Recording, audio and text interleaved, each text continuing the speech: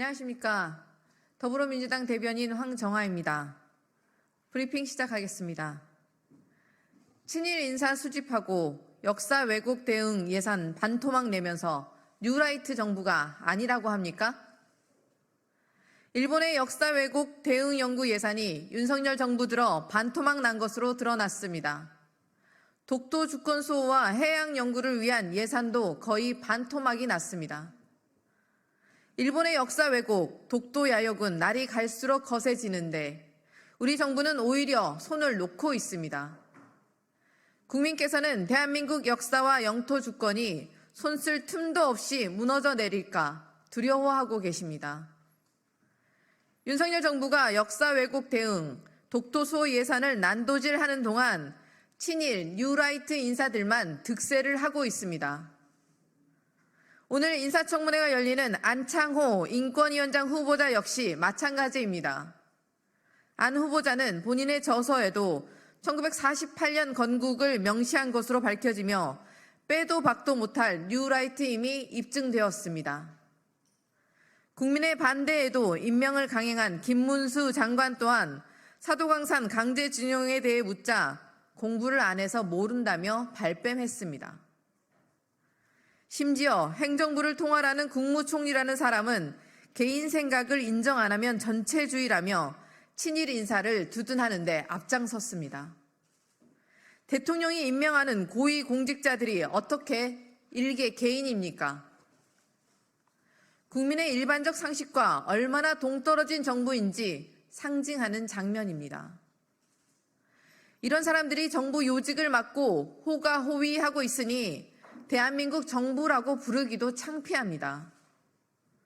윤석열 대통령은 뉴라이트를 모른다라고 우기지만 뉴라이트만 중용하는 대통령의 본심이 만천하에 드러났습니다.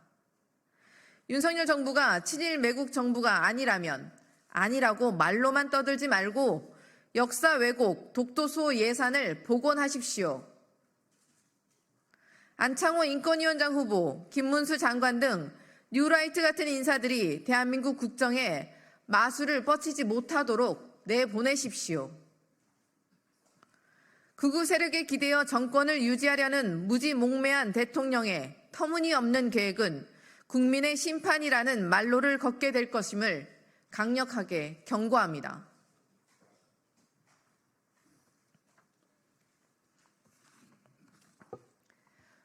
두 번째 브리핑 시작하겠습니다. 윤석열 대통령의 불통과 졸속 정책 추진에 왜 국민께서 아프지 않기만을 빌어야 합니까?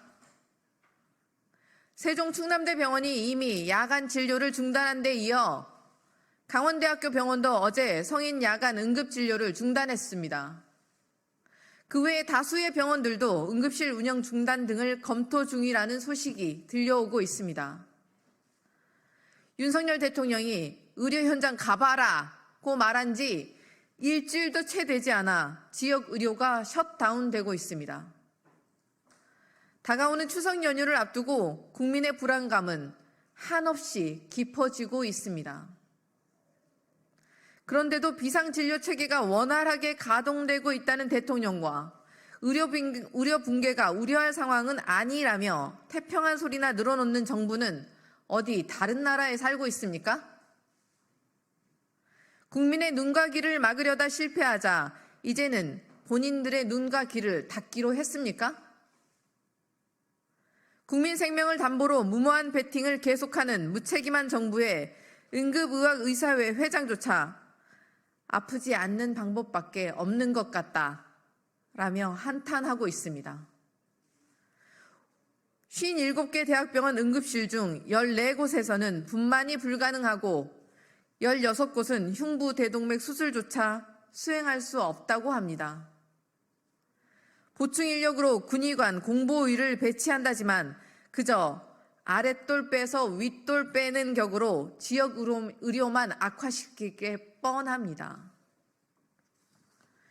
윤석열 대통령의 독선과 졸속 정책에 왜 국민께서 고통받아야만 합니까?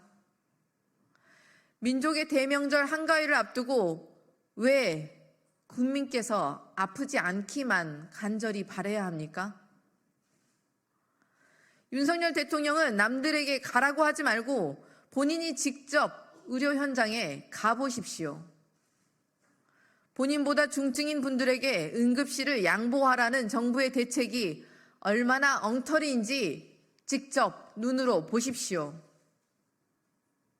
윤석열 대통령은 더 이상 자신의 불통과 독선으로 인한 피해를 국민께 전가하지 말기를 바랍니다. 국민의 생명이 최우선이라는 말을 달고 살았던 윤 대통령입니다. 지금이라도 정책 실패를 인정하고 국민이 안심할 수 있는 실질적인 대책을 마련하기를 강력히 촉구합니다. 네, 이상입니다.